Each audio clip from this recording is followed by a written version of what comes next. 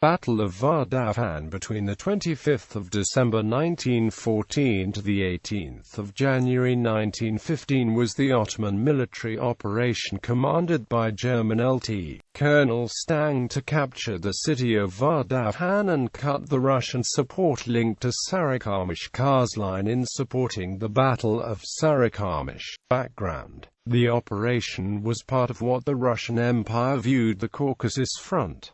It was secondary to the Eastern Front. Russia had taken the fortress of Kars from the Turks during the Russo-Turkish War in 1877 and feared a campaign into the Caucasus. A Caucasus campaign aimed at retaking Kars and the port of Batum.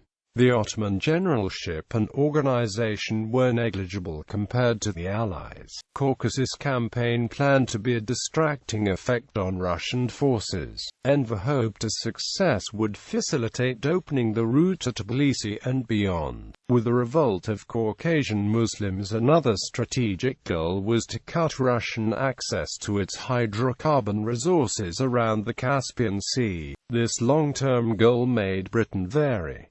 The Anglo-Persian Oil Company was in the proposed path. On the 30th of October 1914, the Third Army headquarters was informed by High Command in Istanbul about an exchange of fire during the pursuit of Goban and Breslau in the Black Sea. High Command expected the Russian army to cross the Ottoman border at any time. The Bergman offensive ended with the defeat of Russian troops under the command of Bergman. The Russian success was along the southern shoulders of the offense, where Armenian volunteers visible and taken Karakas and Dogubazan. Hassan Azay Pasha managed to stabilize the front by letting the Russians 25 kilometers inside the Ottoman Empire along the Erzurum-Sarikamish axis. Force. The name of the force in Western sources passes as the 1st Army Corps. Turkish sources name it a Stange Bey detachment. The detachment was given to the command of the German Major Stange and became known as Stange Bey Detachment. The size of the force is also in dispute. Western sources claim it had from 30,000 to 35,000 combatants. The precise figure is uncertain. The left wing, which made up of this detachment unit, known as Stange Bey, consisted of 2 battalions of the 8th Infantry Regiment and 2 artillery batteries. It was brought at the outset of the war from Constantinople and landed at Kupa and other ports on the Black Sea south of Batum, and supplemented by many irregulars in the district of the Koruk, where its concentration was affected. Prelude: the Stange Bey detachment left Istanbul on the battleship Yavuz. The first stop was disembarked in Rize. The detachment was then reinforced with nearly 2,000 Kurdish volunteers and materially assisted by the rebellious Algerians of the country. It had been the original intention that this army should strike at Batum when it was insufficient force by additions from overseas, but as the result of Russian resistance on land and especially of various actions between the Ottoman and Russian fleets, which ended in the latter gaining the control of the Black Sea, the idea was rendered impracticable and was abandoned. Enver Pasha developed his plans for Battle of Sarikamish.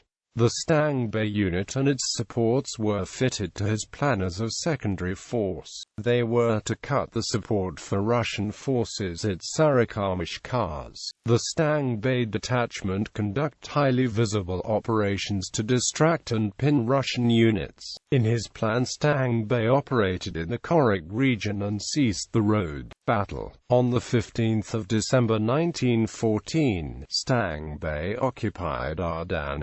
On the 27th of December 1914, after a desperate Russian resistance lasting 17 days, took Ardahan and threatened an immediate descent on Kars, which if it succeeded would cut off the retreat of the Russians west of it, that is, at Sarikamish, from Kars. The Russian viceroy and his military advisers had grasped the situation. The Stange Bey made that Russians informed very dearly for every foot of their advance. The Russian diversion to Stange unit meant to be a support element to operations to capture Sarikamish and Kars. Russians needed to be strongly reinforced. At this moment, in December 1914, General Myshlayevsky ordered withdrawal from major Russian units at the Persian campaign at the height of the Battle of Sarikamish. Persia was denuded of Russian soldiers, and large bodies of troops were hurried forward to the front by rail from Kars, Yerevan, and Julfa. Almost, but not quite, too late. They would have been altogether too late if the 1st Army Corps had been able to make its contemplated descent on Kars, and the first concern of the Viceroy had been to send supports to the gallant regiment which alone had so long withstood the attack of the two divisions of this corps before and at Ardahan. Yet larger reinforcements were dispatched to Sarikamish, and they arrived to find that though the place had been reft from Russian hands, the battle was being waged with no less determined persistence and tenacity by the compatriots.